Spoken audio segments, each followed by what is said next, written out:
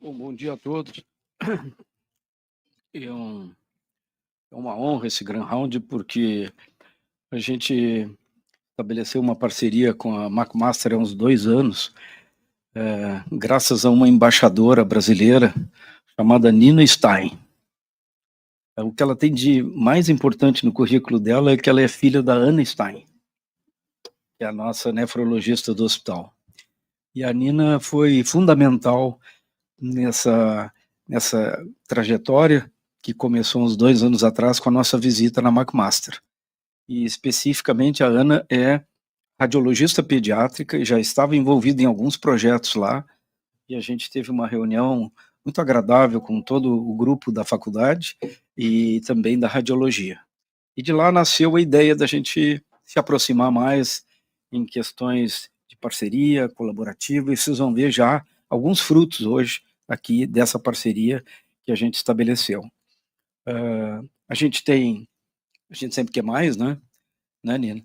A gente pretende fazer uma aproximação maior com a McMaster, e se a gente for aprovado na faculdade Ciências, a Faculdade de Medicina aqui do hospital. Enfim, o tema hoje é um tema que vocês vão ter, o que o NAS está fazendo aí, né? Na verdade, eu vou tentar trazer alguma coisa para um Grand Round que ele tem uma significância muito grande para essa nova etapa que nós estamos na superintendência médica, que é uma etapa fundamental, trazer uma estratégia revolucionária da inteligência artificial, de como é que a gente implanta isso, né, dentro de um hospital do nosso porte. Tem vários aspectos aqui, mas o que eu acho que vale a pena a gente salientar é que não tem mais como a gente ficar fora dessa. E a gente está estabelecendo agora um grupo de estudo, né, em inteligência artificial, em parceria com o pessoal da TI, um grupo de médicos. Tem muito médico envolvido em TI, a gente às vezes vai conversando e o pessoal tem grandes conhecimentos na área, e eu acho que a gente está precisando agregar esse grupo todo para a gente poder tirar o nosso roadmap dessa história. O Grand Round porque essa é uma área que ela é fantástica mesmo, né? Nós temos na verdade, a inteligência artificial nada mais é do que usar uma ferramenta de conexão entre a inteligência humana e os sistemas computacionais. Portanto, ela não sofre concorrência, mas ambas têm vieses, e que nós vamos discutir hoje um pouco também aqui, sobre será que essa inteligência artificial é tão perfeita assim? Né? Tem vieses que a gente precisa considerar. Depois, depois da apresentação, a gente vai fazer um bate-papo aí, a Nina vai fazer parte para nós, para nos ajudar, mas a gente tem que discutir esse modelo mais amplo. Bom, eu preciso agradecer também a todos os participantes aqui do nosso evento, em especial, né, o nosso professor sênior da McMaster, David Koff. Where is Dave? Dr. Dave? It's online, ok. O Henrique, chefe de serviço, que vai participar. Eu sempre digo que eu tenho um orgulho com o Henrique, porque o Henrique foi o nosso residente, primeiro residente do hospital, e hoje ele é chefe de serviço. É um grande investimento em educação, em formação médica que a gente está fazendo, e aqui está a comprovação de que esse negócio funciona, e o Henrique é um sujeito assim que eu aprecio muito, até pela sua capacidade médica. A Alice, que foi a pioneira aí, da gente começar a trabalhar nessa integração maior, assim, mais operacional, e a Alice vai apresentar o que nós já temos aí, tem um TCC, tem um projeto de doutorado, que a Alice vai apresentar agora a seguir. E a Nina, né, que a Nina, felizmente tu está aqui, porque vai nos ajudar também a fazer a ponte das perguntas para o professor Koff. Então, pessoal, eu acho que nós temos que começar. Eu queria, Alice, que tu, então, já começasse a fazer a introdução e depois, a seguir, a gente faz a palestra do professor Koff e, ao final, a gente faz o bate-papo. Tá bem? Muito obrigada, Dr. Nazi. I want to say thank you to our Canadian radiologist that is in person too, Dr. Ion Kagoma. He is the resident director from McMaster, and Dr. Isan Heider, that is the fellowship director. So, can you... Não está funcionando meu slide aqui. Nós vamos testar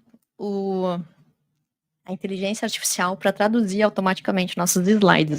Vamos ver se vai funcionar. Então, hoje a gente vai fazer o contrário. Eu vou falar em português e ele vai traduzir em inglês. E amanhã, então, o nosso evento ele é internacional, com canadenses conectados, e a gente vai fazer o contrário. Então, todo o evento vai ser falado em inglês e a inteligência artificial vai traduzir automaticamente. Então, muito obrigada por apresentar um pouquinho do que foi o nosso projeto. O Dr. Nazi já antecipou, né, que ele começou, então, em novembro de 2023. Essa foto aqui foi na superintendência, quando a Nina ficou uma semana aqui com a gente, e a gente tinha como tarefa produzir um projeto nesse período. E como a Nina ela é radiologista pediátrica, a gente pensou primeiro o que a gente pode acrescentar, o que a gente pode melhorar aqui na nossa radiologia pediátrica e aproveitar o conhecimento da McMaster. Então a gente pensou em 3 pilares: clínico, educacional e pesquisa. Nesse nosso projeto, a gente viu que a McMaster ela já fazia exames mais complexos, né, com ressonância magnética e sem sedação nos pacientes. Então, a gente percebeu que a gente tinha os mesmos equipamentos, né, só que eles tinham esse software, que é o Deep Resolve, que é esse aqui é o nome comercial, mas a gente não tem conflito de interesse, que é uma inteligência artificial que acelera a aquisição de imagem de ressonância magnética, e eles também tinham um equipamento, né, que a gente chama aqui de óculos, entre aspas, né, a gente apelidou ele, que é um sistema audiovisual que o paciente ele coloca o fone e o óculos, ele consegue ver um vídeo enquanto está assistindo enquanto ele está fazendo seu exame, ele está assistindo um videozinho. Então, a gente viu aqui que a gente tinha essa oportunidade, a nossa fila de espera para fazer uma ressonância de magnética com sedação naquele momento que a gente iniciou o projeto era de mais de 3 meses, e a gente pensou, será que com esse óculos a gente consegue fazer uma ressonância numa criança em uma semana, na mesma semana? Como a gente também pode reduzir esses riscos de sedação, se a criança conseguir ficar paradinha e fazer o exame, a gente também melhora a satisfação do paciente, reduz custos e também traz essa inovação, que no sul do país ninguém tinha esse sistema. Então, a gente começou melhorando todos os nossos protocolos de ressonância, foram várias reuniões semanais com a Nina, melhorando e ajustando esses protocolos para fazer com que os exames ficassem mais adequados, mais ajustados e a criança conseguisse ficar no equipamento naquele período. A gente adesivou toda a sala de espera, fizemos um vídeo para preparar os pacientes para esse projeto e a gente conseguiu, então, tanto o equipamento como o software para fazer o trial. Então, esse aqui é o timeline, que eu não vou assim me deter em cada momento, mas a gente teve nesse meio período a inundação, em que a gente atrasou um pouquinho o projeto, porque a gente estava fazendo só um exame de ressonância por hora, porque a gente não ficou sem água aqui no nosso hospital. Então, agora, o momento que a gente já fez todo o trial, e a gente está analisando os dados, e a nossa ideia é fazer uma publicação de alto impacto com esses resultados. Então, esse aqui é o equipamento, mostrando para vocês, uma criança lá dentro do equipamento, a mãe dela aqui, e ela assistindo, então, desenho enquanto faz o seu exame. Então, por que acelerar as imagens de ressonância magnética, né? Então, além de usar o óculos, a gente vai fazer o exame mais rápido e a gente vai tentar pegar todos esses pacientes que estão esperando fazer exame conosco. Quando a gente começou, então, o projeto, nossa ocupação de ressonância magnética era 95%, então tinha uma fila para fazer os exames, e colocando esse software, a gente imaginou reduzir esse tempo de espera sem ter que comprar um novo equipamento, fazer uma nova área, então todo esse custo. Então, melhorando a nossa produtividade, a nossa eficiência. Para os médicos, manter ou melhorar a qualidade e aumentar o número de exames, e para o paciente, reduzir o tempo de espera para fazer esse exame, reduzir o tempo dentro do equipamento e maior conforto, então mantendo a qualidade e a acurácia do seu diagnóstico. Aqui vou falar brevemente, né? É um equipamento que a gente priorizou exames de músculo esquelético, em que esse software conseguiu reduzir o tempo. Então, esse gráfico aqui, né? Ele é tinha muitos outliers por ver, né? Então o tempo dele era muito superior ao tempo pós o projeto. Então aqui a mediana, ela fica abaixo do que era o menor tempo que a gente tinha antes. Então a gente conseguiu reduzir de forma significativa esses exames. Aqui principalmente o joelho, que chegou a ser 30% menos o tempo da aquisição de imagens. Apresentamos esse trabalho na Jornada Paulista, que é um dos maiores eventos científicos de radiologia da América Latina. E aí a gente se questiona, né? Será que reduzindo a aquisição de imagem a gente realmente é mais produtivo? Então, porque o vendor, ele diz que vai aumentar a tua produtividade. Então, a gente viu que além da aquisição de imagem, a gente também tem toda a jornada do paciente que precisa ser melhorada. Então, aqui, quando a gente tem um espaço para o exame, por exemplo, aqui era para a gente fazer 4 exames, se a gente tem um aumento do tempo de aquisição, um aumento de troca de sala, problemas no agendamento, a gente pode atrasar esse paciente, precisa de um tempo para recuperar esse atraso. Com esse software, a gente consegue fazer e ajustar, né, toda essa jornada do paciente, a gente consegue fazer os exames no horário, tem uma melhor satisfação do paciente, e também melhora a nossa produtividade. Esse tempo aqui, que seria para recuperar atraso, a gente faz novos exames. Então, eu vou chamar agora a Juliana, a nossa R2, que vai apresentar para vocês a parte do trabalho com o óculos. Então, essa aqui é a aceleração das imagens, e a Juliana, que é o TCC dela. Vem, Juliana? Vai falar um pouquinho do projeto do óculos. Boa tarde, muito obrigada, doutora Alice. Então, dando seguimento, eu vou apresentar o projeto do Sistema de Entretenimento Audiovisual como uma alternativa para reduzir a sedação em pacientes pediátricos. Então, a ressonância é um exame de alta resolução, livre de radiação, e que o tempo de aquisição é prolongado e que o paciente precisa ficar imóvel. Isso pode ser um desafio para muitos, especialmente para pacientes pediátricos. Por isso, se usa anestesia geral, que ocasiona o aumento do tempo do paciente no serviço, do tempo de agendamento e dos custos. Aí que entra esse sistema de entretenimento, né, que entra como uma alternativa para reduzir a sedação desses pacientes. Então, a doutora já explicou mais ou menos como funciona o óculos, né, é um óculos que o paciente usa para entrar na máquina e assistir um vídeo, um filme, uma série, enquanto faz o exame. Então, para a gente avaliar isso, a gente fez um estudo de coorte retrospectivo com pacientes de 5 a 15 anos, que foram submetidos à ressonância magnética no período de outubro de 2024 a março de 2025, usando óculos ou anestesia geral. Os 2 grupos foram comparados conforme o fluxo de atendimento, a qualidade de imagem e a satisfação do paciente e do cuidador. Então, aqui que a Alice já falou um pouquinho, quando o paciente fazia o agendamento, recebia um vídeo institucional explicando, com uma animação, explicando como seria feito esse exame, o óculos, como era o aparelho. E esses mesmos personagens estavam presentes nas adesivagens das alas pediátricas. Então, o paciente ele já tinha uma certa... já sabia o que esperar. Quando chegava, diminuía a ansiedade, então a gente conseguia um sucesso melhor, né, desses exames. Então, dos resultados que a gente tem, a distribuição dos grupos, então a gente conseguiu um N de 101 pacientes nesse período, 54 usando anestesia e 47 usando óculos. Esses grupos foram muito parecidos, né, com uma média de idade de 8 anos e 6 anos, a maioria meninos nos 2 grupos, e a gente viu também que 22 pacientes do grupo do óculos tinham na requisição que era com anestesia, a solicitação. Então, a gente entendeu que a gente conseguiu retirar da fila da anestesia 22 pacientes nesse período e conseguir alocar pacientes que realmente precisavam de anestesia num tempo menor de agendamento. A distribuição do tipo de exame entre os grupos também foi semelhante, né, a maioria deles do neuroeixo, crânio, hipófise e colunas. Isso se dá porque na pediatria exames abdominais e outras partes do corpo a maioria é resolvido com ultrassonografia. Da qualidade de imagem, a gente analisou a presença de artefato de movimento, que foi bem semelhante entre os grupos. No grupo do óculos, teve um pouquinho mais. No entanto, todos os exames foram diagnósticos nos 2 grupos, e não foi necessário reconvocação desses pacientes para novas imagens. Alguns pacientes, durante o exame, precisaram repetir algumas sequências, mas foi semelhante e a mediana de 0. Então, poucos pacientes precisaram repetir sequências, né, desses exames. Em relação à satisfação, a gente usou o NPS, né, que é uma métrica que pergunta para o paciente, para o cuidador ali, qual é a chance dele indicar esse serviço para algum amigo ou um colega.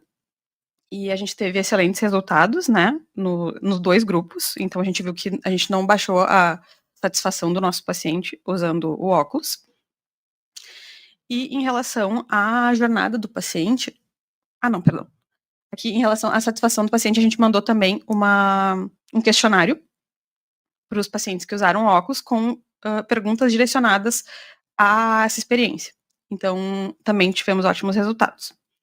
Agora sim, em relação à jornada do paciente, a gente viu que o tempo de espera do agendamento do paciente com anestesia geral, ele era maior antes do projeto. Depois que foi iniciado o projeto, a gente conseguiu reduzir esse tempo. O tempo de preparo do exame, né, o paciente chega no hospital, tem que passar pela anamnese do anestesista, pega o acesso, faz a indução, foi um pouco maior nesse grupo da anestesia. O tempo de aquisição foi semelhante, mas no paciente com anestesia a gente tem um tempo de recuperação pós-anestésica, né? E daí esse paciente, ele é liberado. Então a gente tem um tempo total desses pacientes de uma mediana de 146 minutos do paciente na instituição. O paciente do óculos, então, que usou o óculos, então ele já teve um tempo de agendamento menor, um tempo de preparo menor, porque ele também precisa pegar acesso, porque vai fazer o contraste. O tempo de aquisição foi semelhante, só que no momento que terminou o exame, esse paciente ele é liberado e não precisa ficar mais tempo no serviço, né? Então a gente viu que a gente conseguiu reduzir bastante o tempo do paciente no serviço. Em relação ao tempo de agendamento, que é o tempo do contato do familiar com a instituição até a data do agendamento do exame, né, que o exame foi agendado, a gente viu que em outubro de 2024 foi identificado o tempo de agendamento alto, né, de 151, que daí foi quando a doutora Alice falou ali, né, muito bem, que a gente viu esse problema e precisava fazer alguma ação. E em 2024, então, foi realizado um período de teste do óculos, e em outubro, então, o projeto foi oficialmente iniciado, e a gente conseguiu ver uma tendência à redução desse tempo de agendamento dos pacientes. Então, a gente viu que o óculos é uma alternativa viável para redução da sedação na ressonância magnética pediátrica, reduzindo o tempo do paciente na instituição, o tempo do agendamento e reduzindo os custos, né, melhorando a experiência do paciente e também a capacidade de atendimento do serviço. Esse nosso trabalho já foi aprovado no RSNA, que é o maior congresso mundial de radiologia, e agora a nossa expectativa é aumentar o período amostral para que a gente tenha um N maior, né, que a gente consiga publicar esse trabalho em alguma revista de impacto. Eu gostaria de terminar agradecendo todo o time que nos ajuda e consegue fazer que esse trabalho seja feito. Muito obrigada.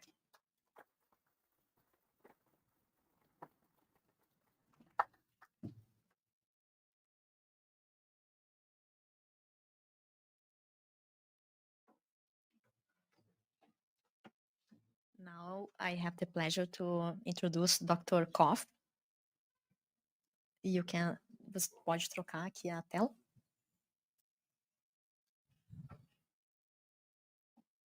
Dr. Koff, he is the chair of lab research of McMaster. So, Dr. Koff, it's a pleasure having you here. It's a honor, and the podium is yours. Thank you very much. Thank you, Alice. So I may need your help to bring the presentation on.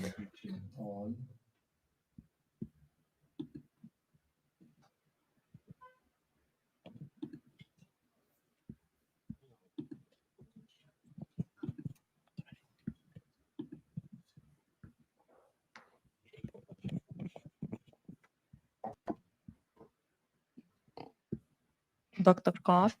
Yeah.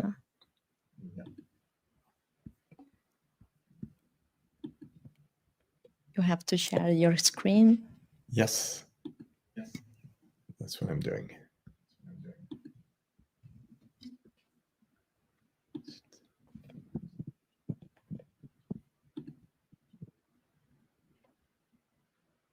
Is it okay? Okay, but it's in presenter mode. Yes. Now it's great.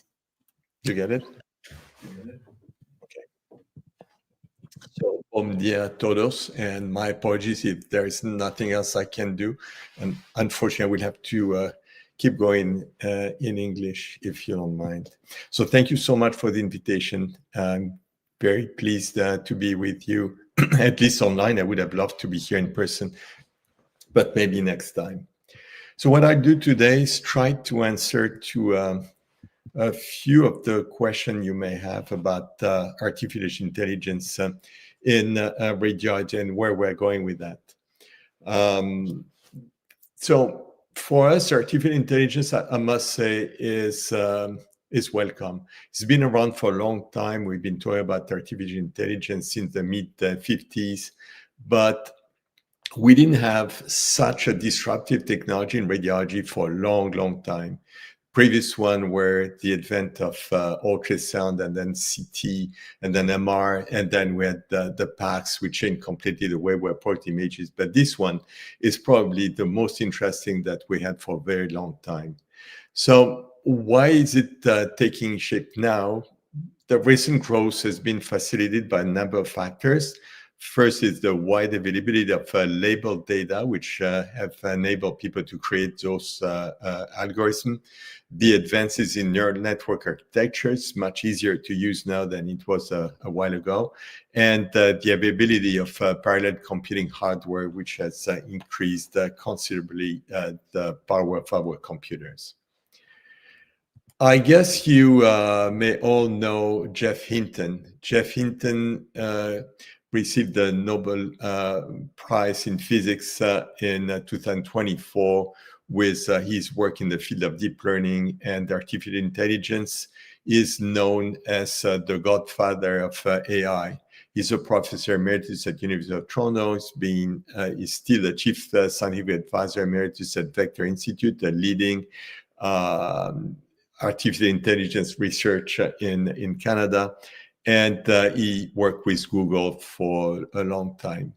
A famous conference, November 24, 2016 in Toronto, he said, I quote the following, he exactly said that. I think that if you work as a radiologist, you are like Wile E. Coyote in the cartoon. You are already over the edge of the cliff, but you haven't yet looked down.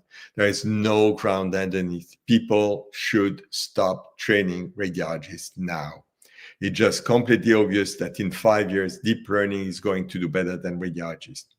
So I don't think I need to tell you that created a little bit of panic in the world of radiology. People were really concerned.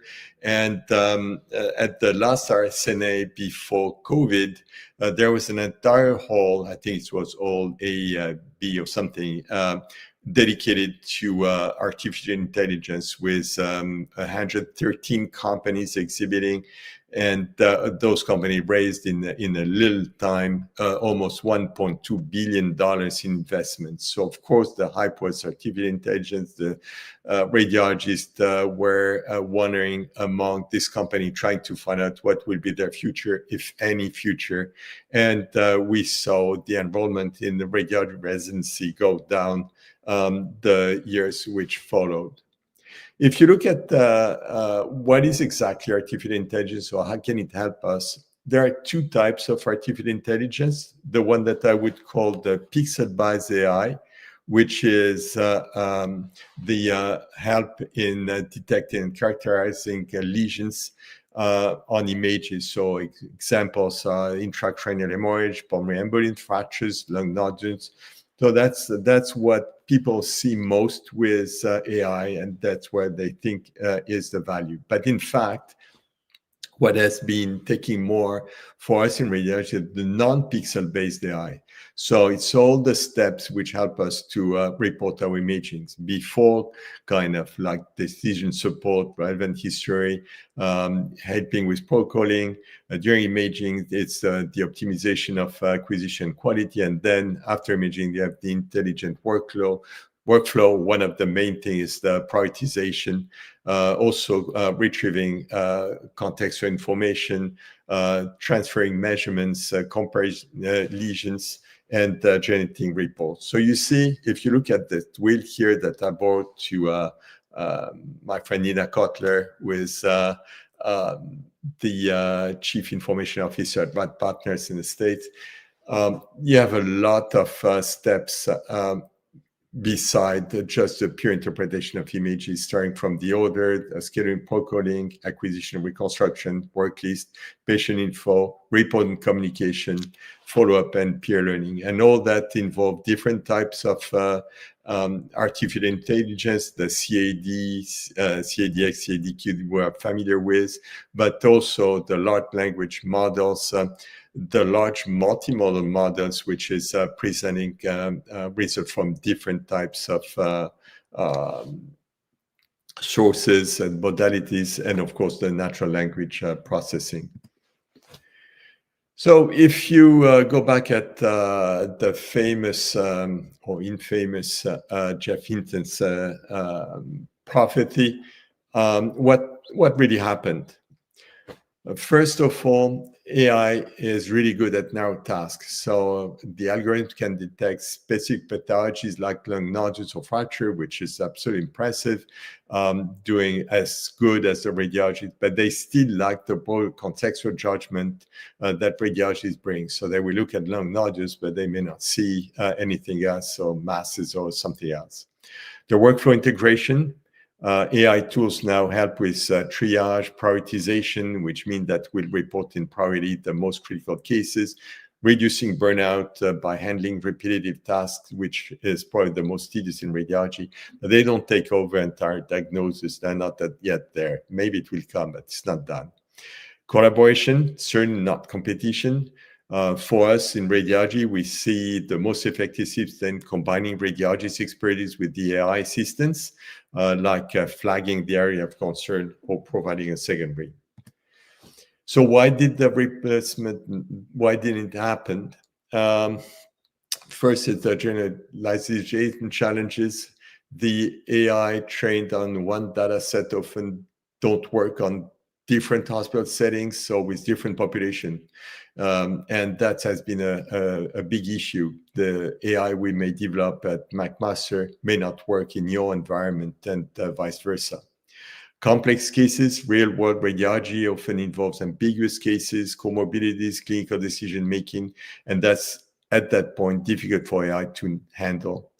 Regulatory and ethical hurdles, and go back to that, but as you know, medicine is very conservative by design. We cannot just swap out a specialty without proving safety, accountability, and robustness. And at last, the strong business case, which has to be made to justify why we should invest in AI solution, which won't demonstrate a significant cost benefit. And when radiologists are still happy reporting, they don't see why they would spend money just for something they can do. 9 years later, and that was published in the New York Times in May 14, 2025, at last, Hinton acknowledged the mistake in predicting AI replacement of radiologists. And in his new prediction, he said that most medical image interpretation will be performed by a combination of AI and the radiologists, and it will make radiologists a whole lot more efficient in addition to improving accuracy. So that was a major, I would say, step forward by this recognition. I don't know why, but he declined an invitation to a image informatics conference I'm running. I'm not sure he wanted to have too much to do with radiologists anymore. So if I go back to this early stages after Jeff Hinton declaration, going back to 2018 or even before, the Canadian Association of Radiologists had to react and showed that it was proactive and would address the issue around artificial intelligence. So first thing was to create a new committee, an advisory on artificial intelligence, and the work group was assembled with 6 subgroups covering research and development, technique and applications, education, legal and ethics. That's the one I was tasked with. I joined the writing group, and at last engaging industrial partners. In 2018, a paper came out, the first white paper on artificial intelligence in radiology, which has been cited thousands of times. And this paper reflects on how AI moved from research labs to more clinical translation. It serves as a policy and roadmap document, especially in the Canadian context, where we have a public health care and provincial imaging repositories called the DRRs, where we store all our images. It aims to ensure that AI adoption in radiology is responsible, patient-centered, safe, and will ultimately be maximally beneficial. The paper comes with a number of recommendations, and really invite you to read it. It's an interesting reading, and I just extracted some of the key recommendations in various domains. So it said the CR should promote research and development of AI led by imaging experts in collaboration with technical experts. We don't want the radiologists to be left outside this new revolution, so it has to be a collaboration. The CR should help host or facilitate large imaging data sets for model training and validation. There was a rush on the data, like gold diggers trying to have access to imaging from anywhere. Fortunately, that stopped, but in the 2017, 2018, people were starving for data. We have to encourage the development of AI tools that address real unmet needs or provide capabilities beyond what is widely available already. Yes, AI has to bring more, and to show that it's more than just help. And at last, I mentioned working subgroups, which are still in existence, trying to assess the different issues. The second paper that the Canadian Association of Radiologists released is the white paper on ethical and legal issues related to artificial intelligence radiology. A very important paper. I think it's also a reference that I invite you to consult. From that, 3 major issues that I wanted to show out of these papers. The first one is data ownership. Who owns the patient medical data in Canada? And if you look at the legal argument, the healthcare provider that produced a medical record owns the physical record itself, and the patient has a right of access to it. So that means that the hospitals who are generating tons of images are the custodian for those images. They own them, and they have to ensure the storage and security and secure access to these images. I know it's different over the world, and countries don't have the same approach, and in some countries the patient owns the data, but not in Canada. The second big point that we have to solve in Canada is consent, and that started a long time ago when we started to move images over network, store images over DRs, the digital image repositories, and conduct research. In Canada, there are 3 organizations which are overviewing research. Is the Canadian Institute of Health Research, the CIHR, which is providing the more grants in medicine, the NSERC, National Science and Engineering Research Council, and the Social Sciences and Humanities Research Council. Those 3 organizations came together to issue a statement called Ethical Conduct for Research Involving Humans. And this statement states consent is not required for research that relies exclusively on secondary use of non-identifiable information. That means that consent is not required for sharing anonymized data. And I know this is also very different in other jurisdictions. It's the reverse in Europe, where you need patient consent to access data. But for us in Canada, we said it's not practical. You cannot ask consent to each and every patient. And so that's the strategy of implied consent. If a patient doesn't want their data to be accessed, they have to mention it specifically and put a request that their data will not be accessed for research. The third one, and that may be the one that people have the most concern about, is the liability. The big question is, with now artificial intelligence, who will be going to jail if it doesn't work and we have an issue? In the old system, you could be sure that the radiologist would go to jail, but now things are different, and AI may be used in places where there's not even a radiologist to supervise. So in case of malpractice, it is currently pretty unclear to what extent each involved party bears the responsibility. Was it the patient physician ordering the test, the radiologist, the institution where the AI was applied, the broader healthcare system, or is it the AI technology developer? Classification has been put in place with 5 levels or 6 levels, I would say. The easiest one is 0, no automation, so we don't even talk about it. But depending how much the radiologist is involved in the interpretation and how much automation is provided, that's where we see the level of responsibility change, going to the full automation where it's only AI providing a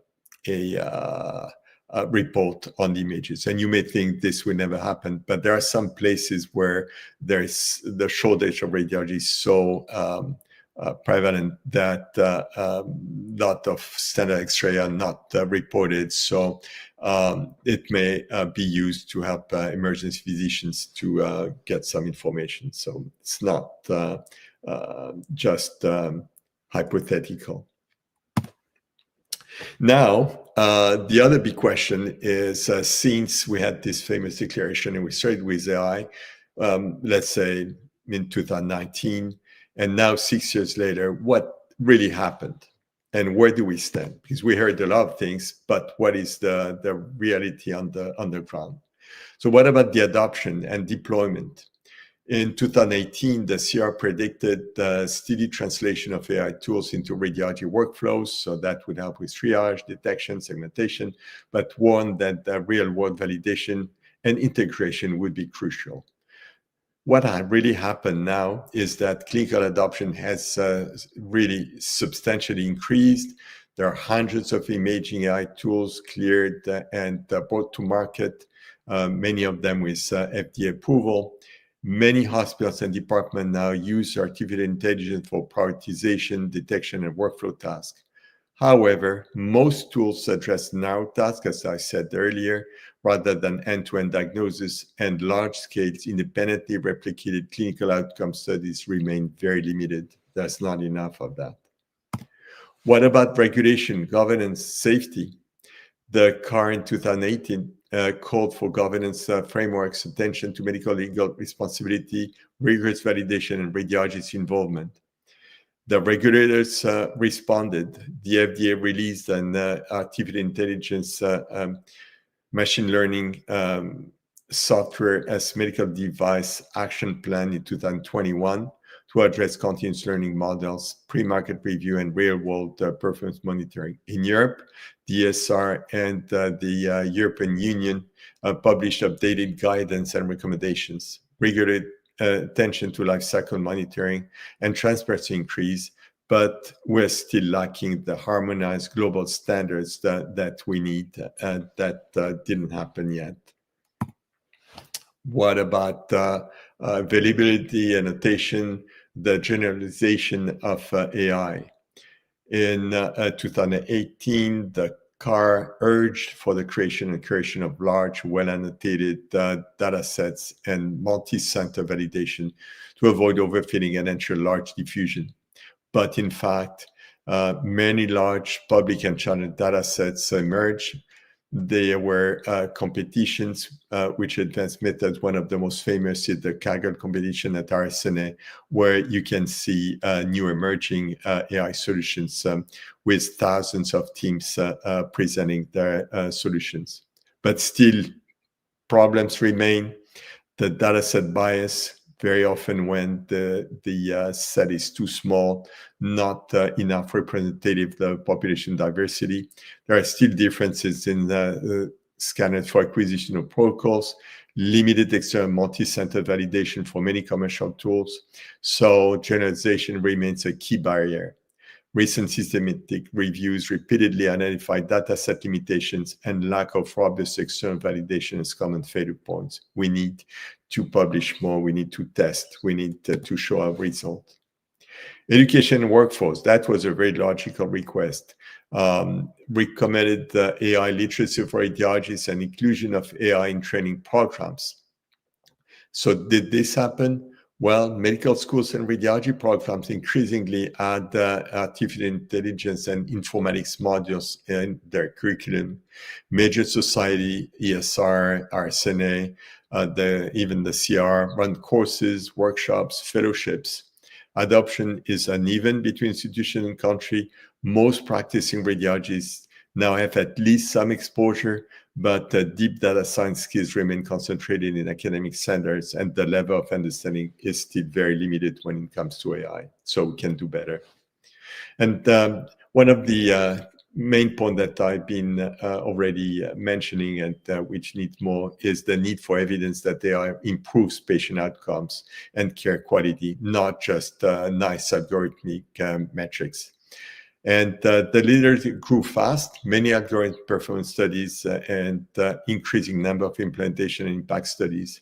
But, however, high quality randomized trials or large prospective studies showing definite patient level benefits are still uncommon. Systematic and rapid reviews conclude that the evidence for improved clinical outcomes is promising but incomplete. And I'll get back to them a little bit later. But this is really a key point when you want to go into artificial intelligence. What about ethics, bias, transparency? We raised the ethics, privacy, and ownership questions and recommended radiologic involvement in development. The ethical frameworks, explainability debates, and governance research proliferated. You heard that all over the place. Everybody was talking about that.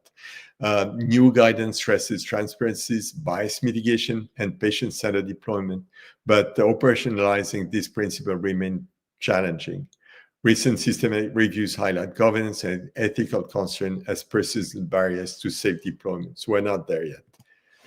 So I wanted to outline maybe the main key points. What I would like to remember is first, the governance and regulation partially achieved, major progresses, but international harmonization and enforcement lag. The clinical deployment, significant uptake for niche tasks, but broad transformative effects on outcome still limited. Data and validation, improve availability, but validation and generalization remain weak for many tools. And last, education, progressing but uneven. Ethics and liability, there's still an active field of work. There is guidance, but still operational gaps remain. What happened in Canada? AI in Canada, when it implies impact on images, is considered as a medical device. So it's what is called the SAMD. Regulatory approval is required, and there's a classification of class 1, the lowest risk, where there is no need for approval, to class 4, the high risk, where there is need for approval. The Health Canada released a guidance document for software as a medical device. And this is a joint document which came in 2021 with the FDA and the MHRA in the UK. So a second document, which is the pre-market guidance for machine learning-enabled medical devices, gives the different steps and help people who are developing AI software through design, data selection, development, training, testing, validation, and post-market monitoring. So there's been a lot of work done.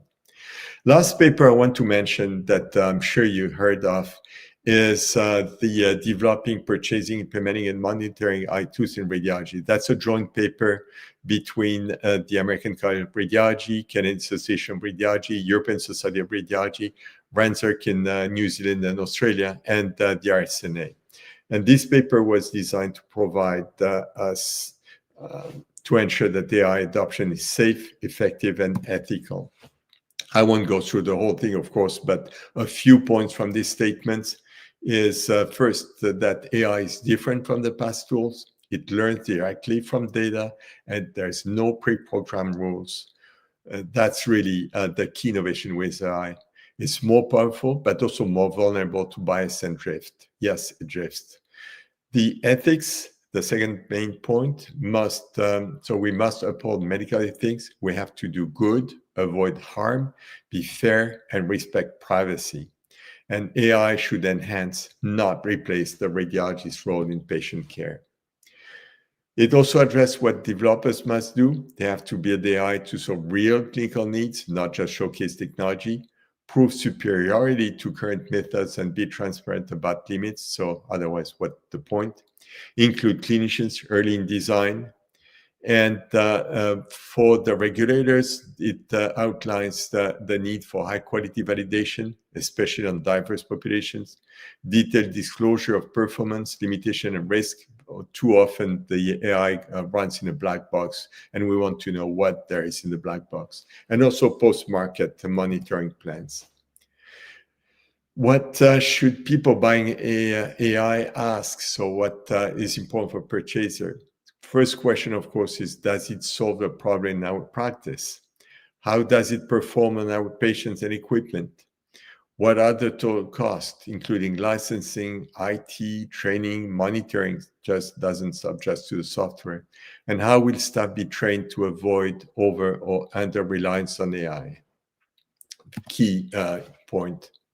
Monitoring is critical. If you have AI solutions, you will see that AI performance declines over time as data, equipment, and population changes. This is expected. It needs ongoing surveillance, ideally continuous, to ensure safety. It is important to have a local AI governance committee, and that has to be put in place once you go into the AI. Last points, AI definitely is not but AI, yes, revolutionizes radiology, but only if it's implemented responsibly. We must focus on patient benefit above commercial gain, validate AI in real world and local settings, monitor continuously for safety and fairness, and support radiologists with training and governance. If I go back to the early years, starting to the 2016, this is the Gartner hype cycle. And you see the pink star at the bottom is when the technology appeared. That was a lot of excitement. And all of a sudden, people thought, it's solved all the problems of the world. There has been huge venture funding, mass media hype. You heard that everywhere. There's no need for radiologists anymore. We have AI, so it will solve everything. And then things started to go a little bit deflating. Oh yeah, it's great, but not as great as we thought it would be, and started to have some negative press. And then what is nicely called supplier consolidation is when small companies go bankrupt, and there are a lot of acquisitions and consolidation. And you see the ones who are not strong enough disappear. That the trough of disillusionment when the people realize it's not as easy as we thought it would be. And then all of a sudden, things start getting a little bit better. We find what is the real role and what we have to concentrate on, that the slope of enlightenment. And at last, we are getting to adoption, not as much as people thought it would be, but where it's really showing benefits and interest. If you look at what happened over this past 7 years almost, $5 billion have been invested in AI since 2015. There are now currently, there are probably 88 AI companies over the world focusing in medical imaging. 692 AI algorithms have been FDA approved in June, as of July 2023. The market value in 2024 was estimated to $1.3 billion and expected to reach $14.5 billion by 2034, 10 years later. To give you an example of how much money some companies have been raising, Lunit, which is doing cancer detection, more than $560 million. But companies like VizAI, ADOC, more than $250 million, close to the 300. So that's pretty considerable. Implementing AI is not as simple that people think it is. It's a long and difficult process, and you have a lot of very optimistic AI companies. We are finding out that it's not just an easy path to success, but you need to go through a lot of steps: clinical model evaluation, technical evaluation, business evaluation. Then you go into deployment, and you have to address the bias. You have then to monitor your AI, prove the value, and show that you comply with legal, regulatory compliance things, and at last have the cost management to show the value. So a lot of steps before you get to practical implementation. One of the things which is important, I believe, is to show the benefits of AI above the radiology interpretation to improve the benefit for patient. And so that's a work we need to take into consideration. How much value is the AI bringing? You see that for vessel occlusion, for instance, it's very significant because it shows real benefits. But if you look at AI to detect intra-abdominal air, free gas, there's probably of very little value. Cervical spine fracture has been a bit disappointing because it's still difficult, but that shows that there is a need for a lot of evaluation validation. So I think I've been trying to go a little bit fast maybe over all this new progresses, but the conclusion for me is that artificial intelligence is here to stay, and it's already reshaping the way we practice radiology, not by replacing radiologists, but by working with us. The real challenge is adoption, and it has to be responsible. We need to validate the tools locally, monitor them continuously, keep ethics at the core. And if we get this right, AI will reduce the burnout, improve accuracy, and most importantly, enhance patient care. So I strongly believe the future of radiology is man and machine together, not competing. Thank you very much, and I'm more than happy to answer questions. So if you have anything I can help with, thank you. A gente está com o tempo assim bem apertado, mas eu queria chamar já a Nina, o Henrique e para a gente poder fazer algumas perguntas. Dr. Koff, thank you for presentation. Very nice and very provocative aspect. As you can see, we have many points to discuss about the cost, about regulatory aspects, but also about the future of this new strategy that in the last slide, Dr. Koff showed for us that it's just one way it's not to return. We need to go ahead, ok? Eu queria que vocês fizessem alguma pergunta para o pessoal, depois a gente passa para a plateia. Eu só queria fazer uma pergunta provocativa para todos vocês, tá? Dr. Koff, I'd like one question, only one question. For me, I am a clinician, and for me, the future that we imagine that is interesting for our practice and for the patients.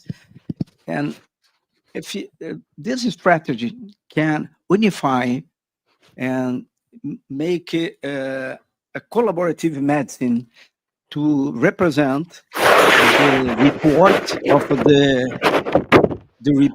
the radiologist, to make connection with cardiology, genetic, urology, neurology, and so on, to put in just one report the connection and equalization of all points of view of this patient. Do you understand me? Yes. And yeah, I do. And I think this is the dream for the future, and where we hope will be. We should be able to integrate all data, the patient data. We should, and we're already getting to the multimedia report. And as I said, for me, the multimedia report is a little bit like Harry Potter reading the newspaper, where you see your photos moving and all that. So we integrate multiple data. We give a lay people explanation when needed.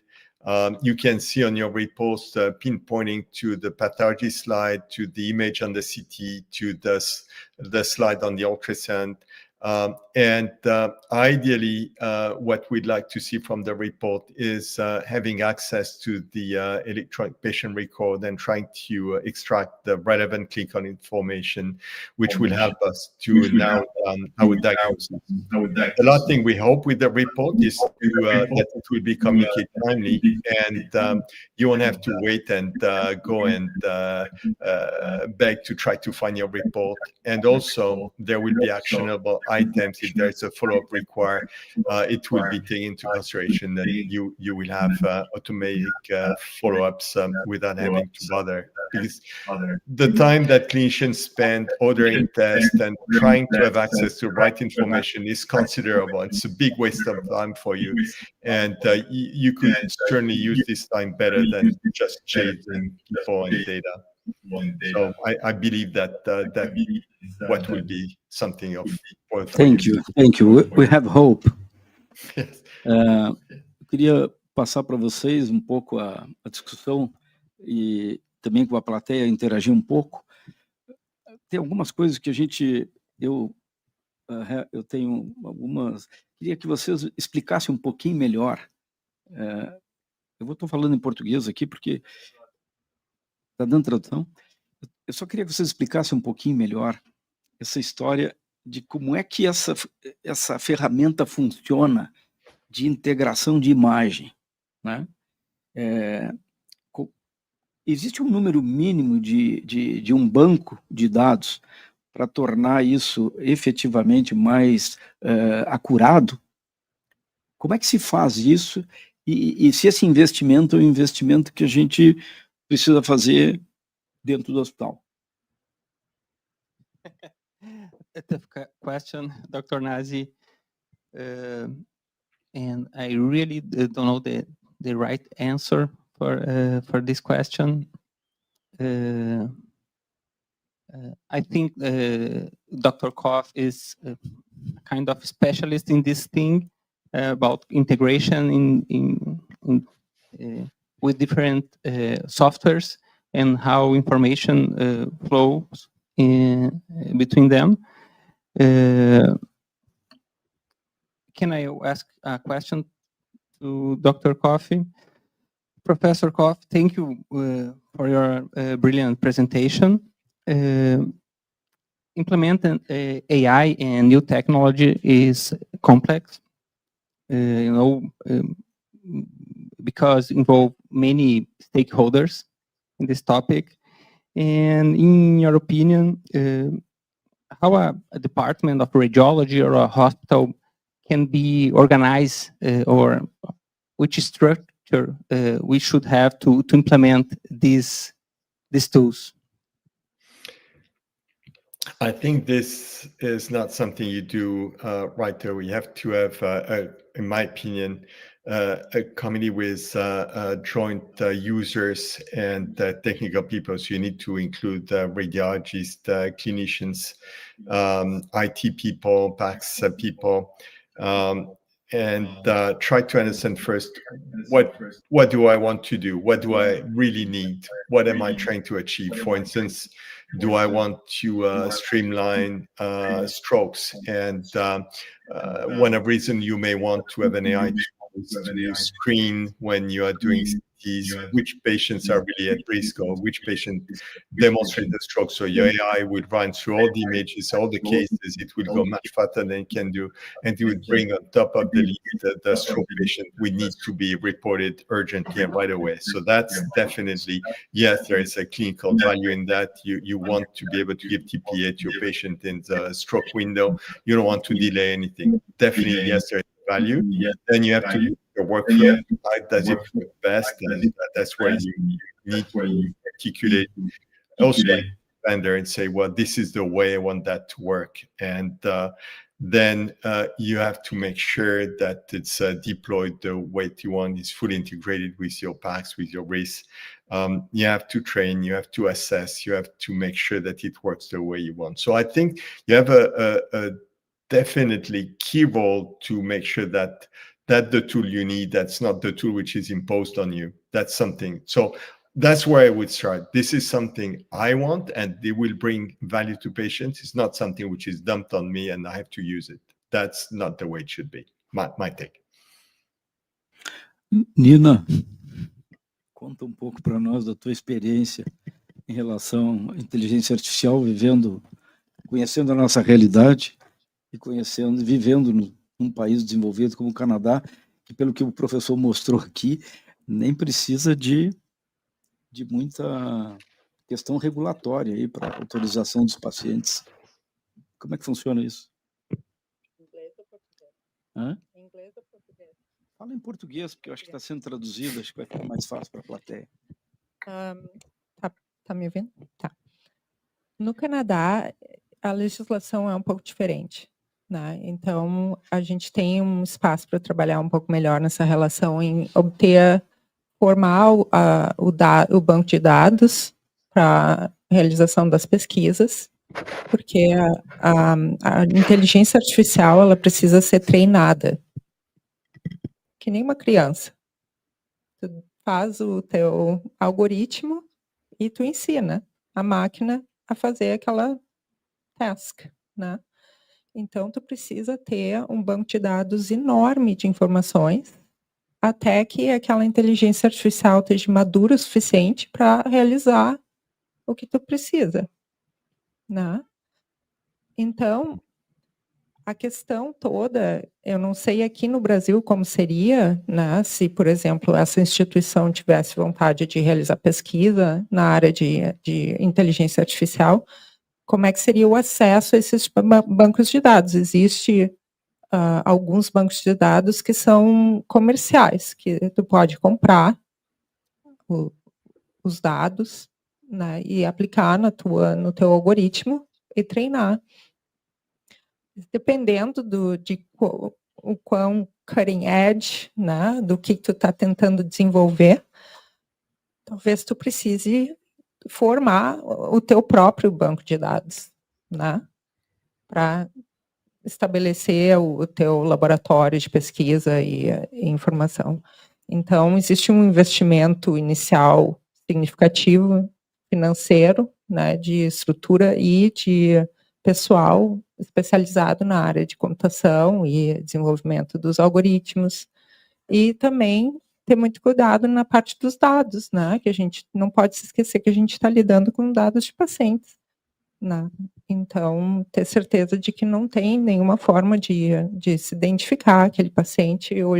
Existem umas questões no Canadá de ética muito complicadas em pacientes com doença rara, né? Porque às vezes tu, mesmo tirando toda a identificação do paciente, só mostrando o paciente é o único caso no Canadá, bom, a gente sabe quem é o fulano, então, né? Então, tem todos esses problemas, né, que existe em termos de ética, de regulamentação. E eu acho que o Brasil tem um potencial muito grande, porque o tamanho da população brasileira é enorme. O Canadá tem 40 milhões de pessoas, né?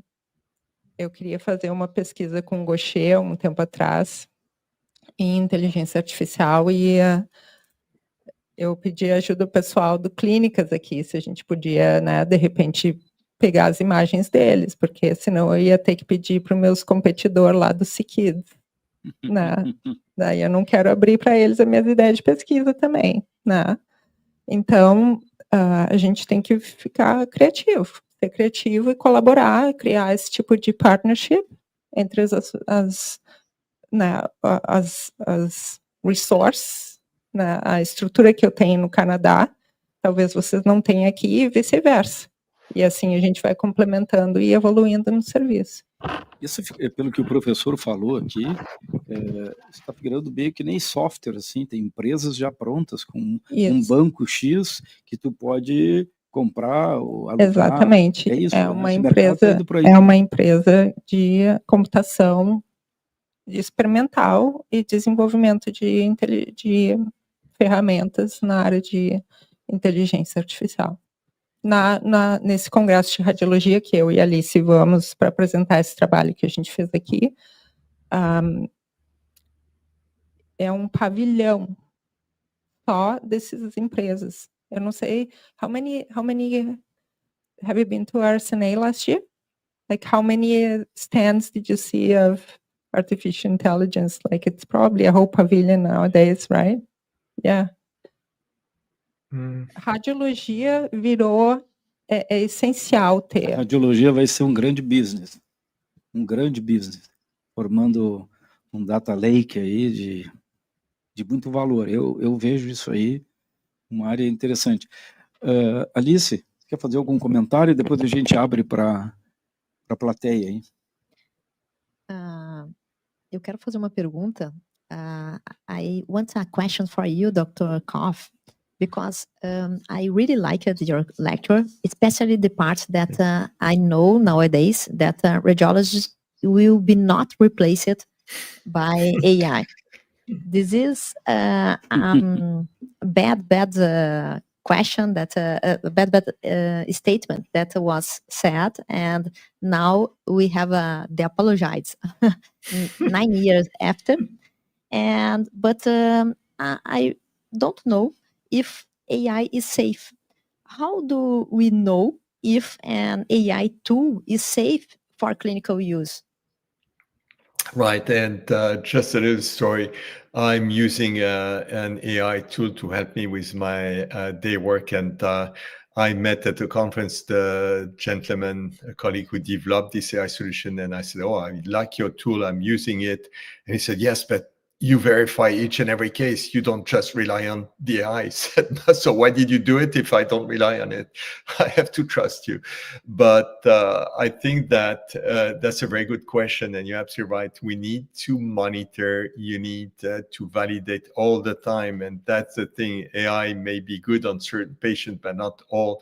You have to make sure that it works on your population, on your patients, and monitor constantly, so it's not just something you switch on and everything works and you're happy. No, it needs to be correlated. So I was even thinking to implement some automated tools using what we have, like the peer learning solution, to validate, because we use the peer learning, for instance, to test to assess the radiologists, but we should do the same thing with the artificial intelligence and make sure it's done on a regular basis. So no, you cannot just trust it, in my opinion. Alguém quer fazer alguma pergunta? Acho que vai ter que ser em inglês agora. Rapidly. Short. Okay, so thank you so much, Dr. Koff, for your amazing lecture. So I have a quick question. I was at Emory University around 20 years ago, and I have a preceptor there that worked for a long time in AI, and he have done at that time automatic report for myocardial perfusion scans. And one thing that happened at that time is that the medical community didn't accept this very well. So I think that's something that lacks discussion. Is not just what we do as a radiologist or a nuclear medicine physician, but how the medical community will trust or will receive this, not just automatic reports, but the use of AI to generate a report. Do you think that this can be a limitation, or how can we educate the medical community for accept this? So first of all, generating automated reports, we've been trying to do that for a very long time, long before we're even talking about AI, trying to implement structured reporting. Because, one of the issues in radiology is that the same thing can be described in 10 ways different, and you just want to standardize. It would help also with research and have a more standardized approach. So I think we're slowly getting there. Our reports are more and more structured and standardized. What you see now with AI is not that much the report, and we have tools to extract the measurements directly from the images without having to dictate them. So using DICOM SR, we have a lot of tools that we can use to automate the report. What the AI is changing is first with the history, the patient history, and access to data where you can have a much more accurate, if the AI is right, access to patient information and put things in context. And what we see with companies like RadAI is also the generation of automated summaries. So a conclusion of your report is done by the AI and not by you anymore. I think that's very interesting. I would strongly encourage you to read it and proofread it and make sure that the AI is right and correct, because I think we still have a responsibility with that. But it will make our life easier. I don't think we can just trust entirely an automated report. We still need to read it and proofread it, make sure it's accurate. But it will help us in saving time and getting better information than what we have at the moment. So it's yes and no. Answer no. Thank you so much, Professor Koff, for your wonderful and nice presentation. Thank you for your time, and thank you for all. I just finished this ground rounds to saying that we are in a new area. I think this last year, so the first paper that one of the authors is AI. Oh, okay, wonderful, no? It's a new world. Thank you so much. Thank you very much, Professor Nassi. Thank you for the kind invitation, and thank you to all.